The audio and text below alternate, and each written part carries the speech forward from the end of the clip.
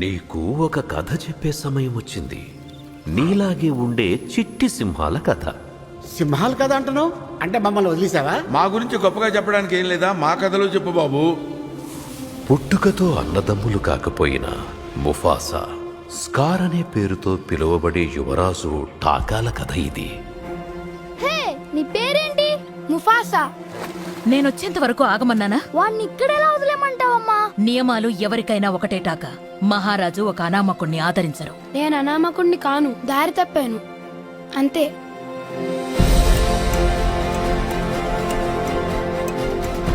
బయట వాడెప్పుడు పగవాడే దూరం పెట్టాలి. టాకానే మన కాబోయే రాజు. రాజవంశాన్ని మనం కాపాడుకోవాలి. కానీ నాన్న, నేను ముఫాసాని కాపాడాను.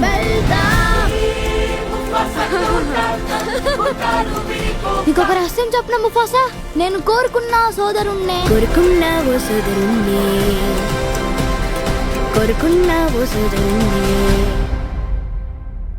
అప్పుడప్పుడు ఈ చల్లని గాలి నా ఇంటి నుంచి వచ్చే జ్ఞాపకాల్ని గుర్తు చేస్తున్నట్టు అనిపిస్తుంది.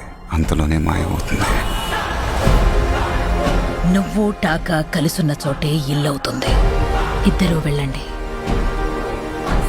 జీవన చక్రంలో మీ స్థానాన్ని తెలుసుకోండి. ఆ చక్రం ఇప్పుడు ముక్కలయ్యింది. ఇక ఈ అడవికి ఒకడే రాజు, అది నేనే. ముఫాసా, పారిపో!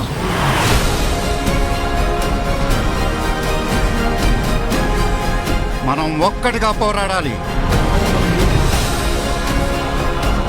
పోరాడితే పోతాం. మీ సావు మీరు సావక నన్నెందుకు లాక్కొచ్చారా బాబు?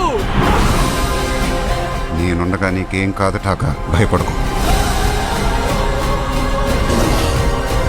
ముఫాసా! తెచ్చావురా దేవుడా! బతికిపోయాం. మనల్ని కాపాడింది నేనే. ఇందాకేదన్నావే?